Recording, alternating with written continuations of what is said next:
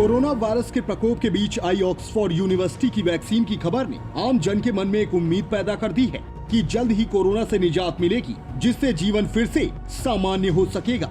लेकिन इस बीच जानना जरूरी है कि ऑक्सफोर्ड यूनिवर्सिटी की वैक्सीन का सच क्या है। दरअसल कोरोना वायरस वैक्सीन की रेस में चल रही ऑक्सफोर्ड यूनिवर्सिटी के इंसानों पर किए ट्रायल के नतीजे सोमवार को द लैंसेट पत्रिका में छापे गए। रिसर्च पेपर में बताया गया है कि वायरल वेक्टर से बनी कोरोना वायरस वैक्सीन कैडॉक्स-1 nCoV-19 दिए जाने पर वायरस के खिलाफ प्रतिरोधक क्षमता पाई गई। साथ ही इसे सुरक्षित भी बताया गया है। इसके साथ ही अब इसे अगले चरण के ट्रायल के लिए भी ओके कर दिया गया है। बता दें, ऑक्सफोर्ड की वैक्सीन को दूसरी वैक्सीन से पहले ही आगे माना जा रहा था, क्योंकि यह वायरस से दोहरी सुरक्षा देती है। क्यों ऑक्सफोर्ड यूनिवर्सिटी की वैक्सीन है चर्चा में? जब से कोरोना महामारी आई है, लगातार ऑक्सफोर्ड यूनिवर्सिटी वैक्सीन पर रिसर्च कर रही है। पूरी दुनिया में हो रहे ट्रायल में ऑक्सफोर्ड यूनिवर्सिटी सबसे आगे चल रही है। जानकारों के अनुसार ऑक्सफोर्ड यूनिवर्सिटी की वैक्सीन जल्द ही बाजार में होगी। वैक्सीन का कोई गंभीर साइड इफेक्ट नहीं है। द लैंसेट पत्रिका में छपे रिसर्च के अनुसार पहली डोज के बाद ही 90% लोगों में डेवलप हुई एंटीबॉडी दूसरी डोज देने पर बॉडी में न्यूट्रलाइज करने वाली एंटीबॉडी की एक्टिविटी भी देखी गई। द लैंसेट पत्रिका के रिसर्च पेपर में बताया गया कि वैक्सीन में जो वायरल वेक्टर इस्तेमाल किया गया है, उसमें SARS-CoV-2 का स्पाइक प्रोटीन है।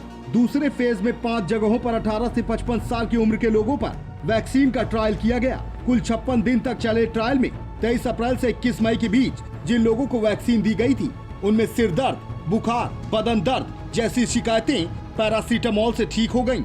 ज्यादा गंभीर साइड इफेक्ट्स नहीं हुए। वहीं वैक्सीन देने के 14 दिन बाद स्पाइक प्रोटीन को पहचानने वाले टी सेल देखे गए। 28 दिन पर इन प्रोटीन से लड़ने के लिए एंटीबॉडी भी देखी गई, जो दूसरी डोज दिए जाने पर बढ़ गई। 90% लोगों में वायरस पर एक्शन करने वाली एंटीबॉडी पहली डोज के बाद पाई गई। दूसरी डोज देने पर सभी वॉलंटियर्स में न्यूट्रलाइज करने वाली एंटीबॉडी की एक्टिविटी देखी गई।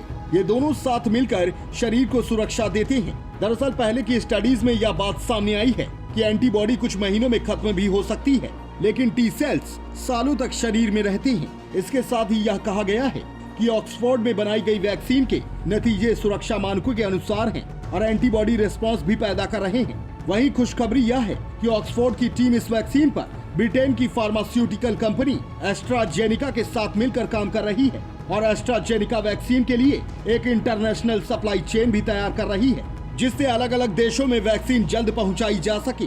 तो कहा जा सकता है कि कोरोना वायरस की उल्टी गिनती शुरू हो गई है।